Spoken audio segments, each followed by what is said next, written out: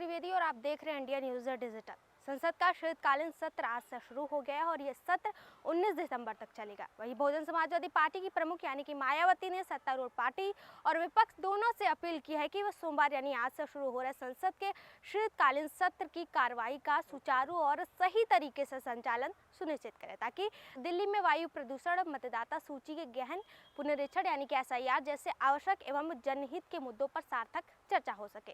Social media मंच यानी कि एक्स पर एक पोस्ट में मायावती ने कहा कि संसद का शीतकालीन सत्र आज से शुरू हो रहा है, जिसके हर सत्र की तरह इस बार भी काफी हंगामेदार होने की संभावना व्यक्त की जा रही है। लेकिन हमारी पार्टी चाहती है कि संसद के दोनों सदनों की कार्रवाई सुचारू व शांतिपूर्ण तरीके से संचालित हो सके और सार्थक मुद्दों पर चर्चा हो। उन्होंने वर्तमान में जारी SIR की प्रक्रिया के दौरान आ रही व्यवहारिक मुश्किलों और आपत्तियों के साथ साथ काम के दबाव के कारण कथित आत्महत्या की घटनाओं की ओर इशारा करते हुए बूथ स्तर के अधिकारियों यानी कि BLO के सामने आने वाली चुनौतियों पर भी जोर दिया। उन्होंने कहा कि संसद की कार्रवाई सुचारू एवं शांतिपूर्ण तरीके से संचालित होना चाहिए, ताकि देश एवं जनहित के जरूरी अहम मुद्दों पर खासकर राष्ट्रीय राजधानी दिल्ली एवं इसके आसपास के क्षेत्रों में वायु प्रदूषण के कारण हो रही भारी परेशानी तथा मतदाता सूची के गहन पुनरीक्षण अर्थात SIR को लेकर आ रही व्यवहारिक परेशानियों और आपत्तियों के साथ साथ बूथ स्तर के अधिकारियों की आत्महत्या जैसी घटनाओं पर ठीक से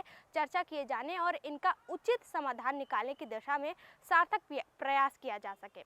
वहीं बसपा सुप्रीमो ने कहा कि केवल आरोप प्रत्यारोप लगाने से काम नहीं चलेगा, बल्कि देश व जनहित के वास्ते संसद को सुचारू रूप से संचालित करना होगा। उन्होंने सरकार और विपक्ष दोनों से राजनीतिक स्वार्थ से ऊपर उठकर पूरी तरीके से संवेदनशील एवं गंभीर होकर काम करने का आग्रह किया। मायावती ने उम्मीद जताई कि शीतकालीन सत्र इन जरूरी चिंताओं को हल करने के लिए अच्छे प्रयासों का मार्ग प्रशस्त करेगा। वहीं आपको बता दें कि संसद का शीतकालीन सत्र शुरू होते ही सियासी तापमान बढ़ गया है। SIR को लेकर विपक्ष और सरकार के बीच तीखी बहस देखने को मिल रही है, जिसके चलते लोकसभा की कार्यवाही स्थगित करनी पड़ी। राज्यसभा में सत्र की शुरुआत सभापति के स्वागत से हुई। सभापति ने सभी दलों से अपील की कि वे सत्र के दौरान सार्थक चर्चा और जनता के मुद्दों पर ध्यान केंद्रित किया जाए। वहीं आपको बता दें कि इस सत्र में सरकार का फोकस 14 अहम विधेयकों को पास कराने का है, जिनमें दिवाला कानून, बीमा कानून, सिक्योरिटीज मार्केट, कॉर्पोरेट कानून, राष्ट्रीय राजमार्ग, उच्च शिक्षा आयोग,